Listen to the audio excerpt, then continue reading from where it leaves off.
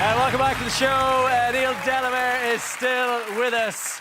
And it's time to welcome my next guest, who, when it comes to football on this island, has done it all. He captained Northern Ireland, he managed the Republic, led Celtic to glory and conquered Europe with Nottingham Forest. His new book is called The Changing Game, and he's here tonight to look back on a changing career spanning 50 years. Would you please welcome Martin O'Neill?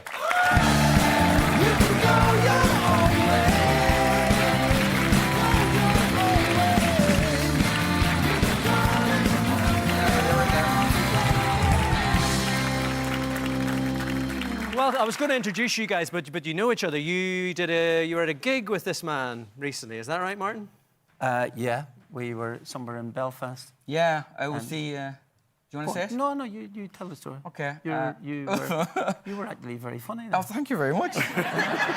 No need to sound so surprised, Martin. We did the Ulster... Belfast one, I am surprised. No, I'm only We kidding. did the Ulster GAA All-Star Awards. And it was, there you are, yeah. Oh, wow, there you we are. were both sober at that point of the night, I can promise. And it was in Belfast, and it was evacuated. So we had to leave.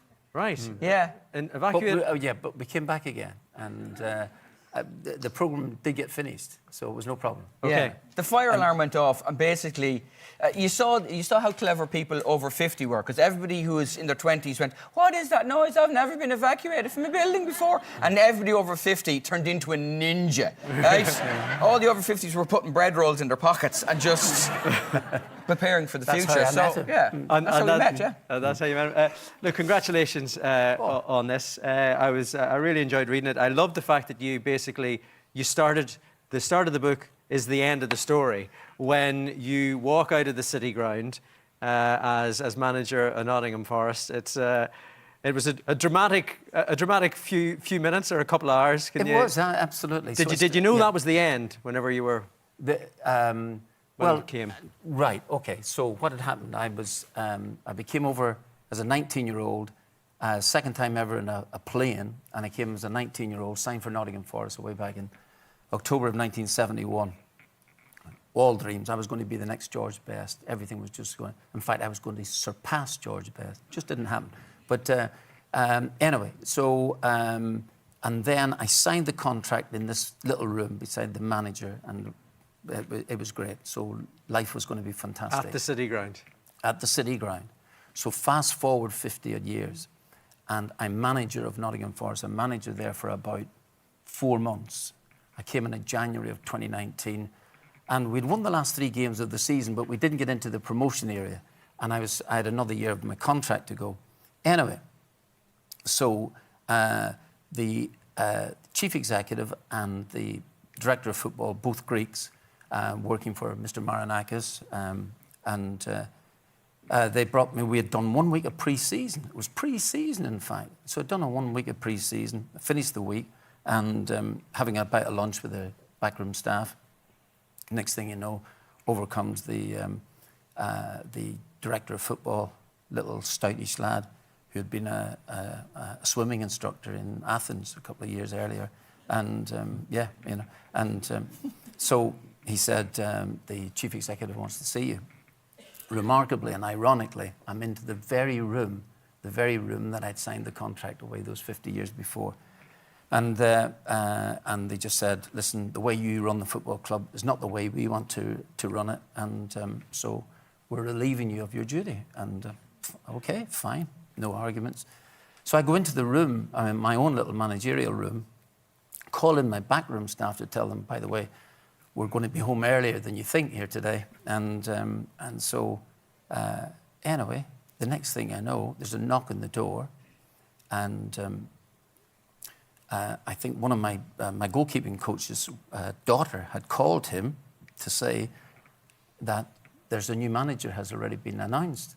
So we were How long ago? How long after this was the chat? 24 minutes. Oh, wow. 24 minutes. Okay. Now, it happens in the game. Don't worry. Listen, people getting tapped up all the time. It's been going on for years. But at least give me an opportunity to get out of the office before they announce the new man coming in. So I think I might even have passed him in the door, you know. So anyway, but so it's the nature of the game. So and kind of ironic now, you know, when just a couple of weeks ago, the manager, who's done splendidly for them, Nuno Espirito Santo, he had qualified for Europe, and then he comes on and he says, they'd played a game, and he said, my relationship with the owner is not very, very good. And I knew that's the end for you, mate. Yeah. Straight away. Yeah, absolutely. You've crossed the Rubicon there, mate. So, yeah. And, but it was just the irony of it, you know, where I'd signed the first contract and where I got booted out, you know. Look, I mean, you know, you've done, you know, so much in the game, you know, as a player, as a manager, you know, you had success with Leicester, you were a god up at Celtic, and then all roads led back to Ireland to take the Ireland job. What was harder for you? Was it convincing Roy Keane to be your assistant, or convincing the FAI to allow Roy to be your assistant? Well, fun enough, John Delaney at that time was in charge of proceedings. He wanted me to be the manager, and I said to him, he said, "What about an assistant?" I said, "I've got one in mind." And he said, "Who would that be?" I said, "Roy Keane." And then John fainted and he fell down because Roy had had a spat with him some years earlier. Who has Roy not had a spat with? But but in fairness, when he recovered after about 20 minutes, he said, "Okay, go with it." And it was, honestly, it was terrific. We had a lovely time. The last year wasn't so good. You did have a lovely time. I mean, look, this is long before Paddy was giving anybody a hug on the traitors. Look, this is you guys there having hugging it out. I mean, it was a bit of a bromance. That was before I knew him. Yeah, I wouldn't do that now. Definitely wouldn't. I'm older, a bit wiser, and Roy is having a beard there. Don't go near him with the beard. I know I've said this before, but it's worth repeating. When he's got that big beard and it's got that big density in there, just don't touch him. Okay. Leave him alone. All right, that's good advice. Actually, the one thing about Roy is he was fantastic for me, really. But we did have... he decided that he thought that in a little spare time that we had, that he might take up golf. Roy's splendid at a lot of things, but counting his shots, he's got a major problem with. There was a golf course near the hotel that we were staying in, so there was an early evening, and we thought we'll just go out and play a couple of holes. And Roy was teeing off this par 5, it's definitely the longest par 5 in history. It's about 700 yards long, and Rory McIlroy couldn't get there in 3.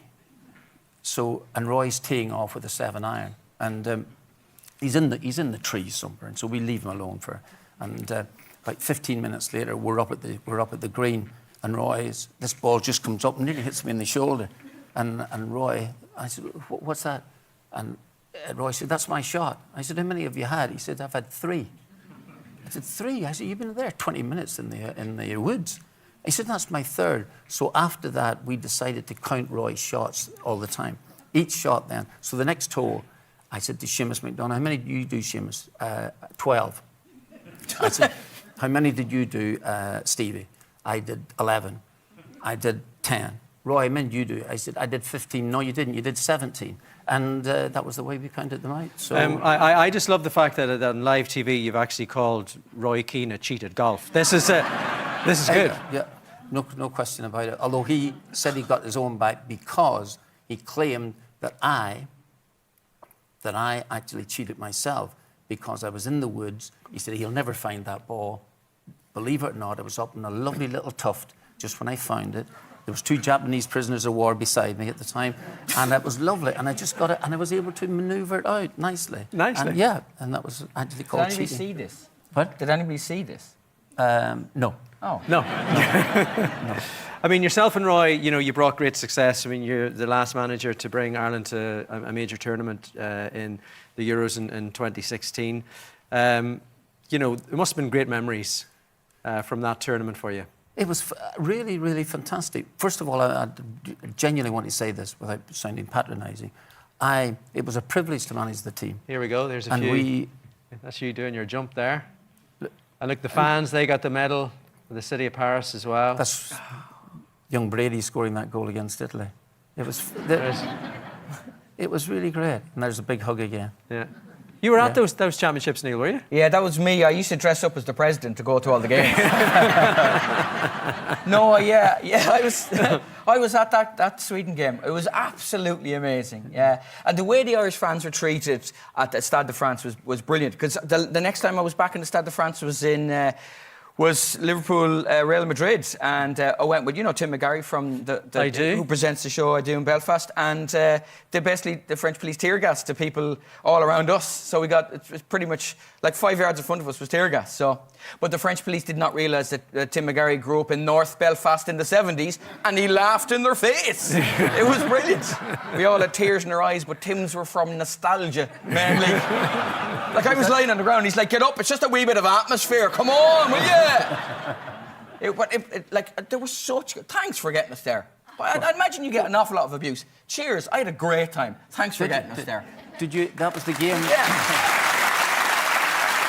And the players and everybody, Well, I think the players had a bit to do with that. They did, but that's they right. did. But yeah, I'll Sweden scored more goals than us that game, but Roy Keane did the scoreboard. Yeah. So that's how it worked.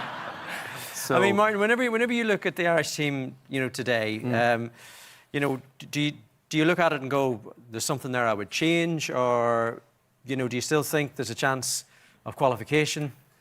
Right, it's very difficult, but I cling on to the fact that the crucial game, may well be in Hungary.